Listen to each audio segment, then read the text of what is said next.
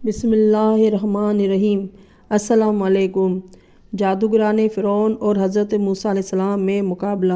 حضرت موسیٰ علیہ السلام کو مطلع کرنے کے بعد فرعون نے تیاری شروع کر دی اور بروایت اکرمہ 70,000 جادوگر سارے ممالک سے طلب کیے، پھر ان میں سے 1,000 منتخب کیے، پھر ان میں سے بروایت 80 اور بروایت 72 کو منتخب کیا۔ ان جادوگروں نے کہا کہ ہم اس مہم میں موسیٰ پر یقیناً غالب آئیں گے۔ اے فرعون، یہ بتا کہ اگر ہم غالب آئے تو ہمیں تیری طرف سے کیا ملے گا؟ فرعون نے کہا کہ ہم تم کو سلطنت میں بڑے بڑے عہدوں پر فائز کر دیں گے۔ ایک روایت میں ہے کہ فرعون سے یہ باتیں ان 4 بڑے جادوگروں نے کی تھیں، جن کے نام یہ ہیں: صابور، آرور، حتوت، مصفا۔ ان لوگوں نے فرعون سے یہ بھی کہا کہ ہم ہر حال میں موسیٰ سے جیت جائیں گے، لیکن اے فرعون، اگر ہمارے کرتب کامیاب نہ ہوئے تو پھر یہ سمجھنا ناگزیر ہوگا کہ موسیٰ کا معاملہ خدائی معاملہ ہے۔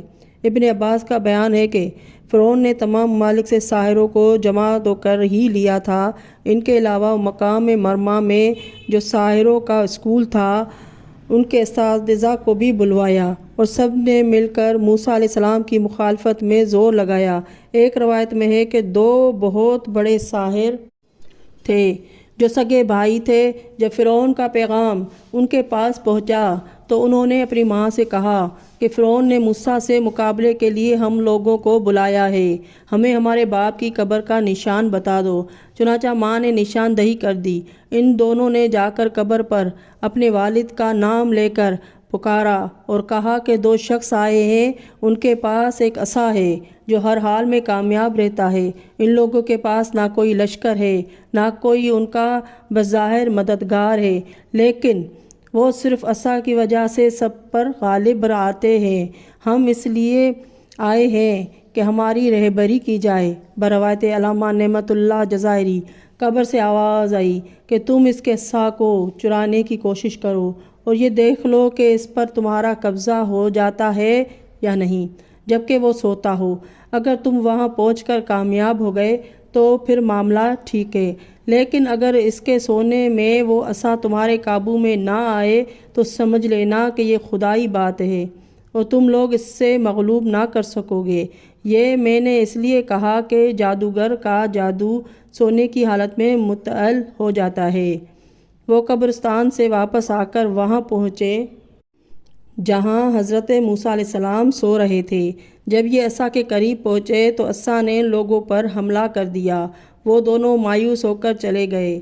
الغرض جو مقام فرعون نے مقرر کیا تھا، اس جگہ تمام ساحر جمع ہو کر حضرت موسیٰ علیہ السلام کا انتظار کرنے لگے۔ ایک روایت میں ہے کہ ساحر ان فرعون 60 اونٹوں پر رسیاں لادے کر لائے تھے۔ ایک روایت میں ہے کہ فرعون نے 1 ماہ تیاری کر کے موسیٰ علیہ السلام سے مقابلہ کرایا تھا۔ وہ انتظار کر ہی رہے تھے کہ حضرت موسیٰ علیہ السلام اپنے بھائی حضرت ہارون علیہ السلام کو لیے ہوئے مقام مقابلہ میں پہنچ گئے۔ وہاں پہنچ کر آپ اپنے عصا پر تکیہ کر کے کھڑے ہو گئے اور ان سے کہا کہ اب تم اپنے کرتب دکھاؤ۔ الیعقوبی میں ہے کہ حضرت موسیٰ علیہ السلام نے فرعون کی طرف جانے سے پہلے اپنی بیوی کو شعیب علیہ السلام کے پاس پہنچا دیا تھا۔ ان لوگوں نے رسیاں نیز دیگر ہیاکل جو اپنے ہمراہ لائے تھے میدان میں چھوڑ دیے۔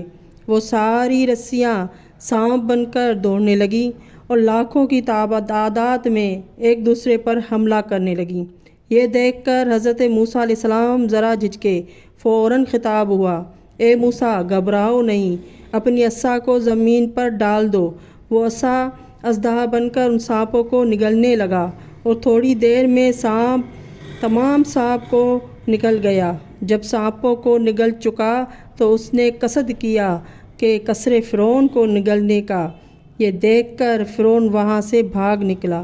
پھر حضرت موسیٰ علیہ السلام نے ہاتھ بڑھا کر اژدہے کو اٹھا لیا اور وہ ہاتھ میں ڈنڈا بن گیا۔ اسی قسم کا واقعہ حضرت امام رضا علیہ السلام اور حضرت امام علی نقی علیہ السلام کے زمانے میں شعر قالین سے متعلق رونما ہوا تھا۔ ملاخطہ کتاب 14 ستارے میں ہے۔ مورخین کا بیان ہے کہ اس وقت ایسا عظیم ہنگامہ برپا ہو گیا، ایسی بھگدڑ مچ گئی کہ 25,000 افراد کچلے گئے، اور فرعون کی یہ حالت خوف کے مارے ہو گئی کہ اس کو دست آنے لگے اور تا زندگی آتے رہے۔ مختصر یہ کہ فرعون کو شکست فاش ہوئی اور اسی میدان میں قبط کے 70 قبائل مسلمان ہو گئے، اور جادوگروں میں تقریباً سب ہی موسیٰ اور خدائے موسیٰ پر ایمان لے آئے، اور سحر کرنے والے سجدہ میں گر پڑے۔ یہ دیکھ کر فرعون نے ساحروں اور نمایاں فردوں سے کہا کہ تم لوگ مجھ سے اجازت لیے بغیر مسلمان ہو گئے ہو، اب تمہاری سزا یہ ہے کہ تم کو پھانسی دی جائے اور تمہارے ہاتھ پاؤں کاٹ دیے جائیں۔ چنانچہ اس نے حکم دیا کہ ان لوگوں کو جمع کر کے جو موسیٰ پر ایمان لائے ہیں پھانسی دے دی جائے، ان کے ہاتھ پاؤں کاٹ دیے جائیں۔ چنانچہ ان لوگوں کو بلا کر تنبیہ کی، ان لوگوں نے کہا کہ چشم دید دلائل سے موسیٰ کی نبوت اور ان کی خدا کی خدائی ثابت ہو گئی ہے، لہٰذا ہم ایمان لے آئے ہیں۔ تو جو کرنا چاہتا ہے کر، ہم ایمان کے لیے ہر شدت اور تکلیف کو برداشت کرنے کو تیار ہیں۔ فرعون نے جب ان کے عزم و استقلال کو دیکھا، اچھی طرح سمجھ گیا کہ یہ بات نہ مانیں گے، تو ان کے ہاتھ پاؤں کٹوا دیے اور انہیں دار پر کھنچوا دیا۔ علامہ جزائری لکھتے ہیں کہ فرعون وہ پہلا شخص ہے جس نے ایمانداروں کے ہاتھ پاؤں کٹوائے اور انہیں سولی پر چڑھوایا۔ میں کہتا ہوں کہ اسی کی پیروی معاویہ بن ابی سفیان نے حضرت میثم تمار کے قتل میں کی تھی، ان کے ہاتھ پاؤں کاٹے تھے، نیز زبان بھی قطع کی تھی۔ اللہم صلی علی محمد و آل محمد۔ ناظرین، میری ویڈیو اچھی لگے تو لائک اور سبسکرائب کر دیں۔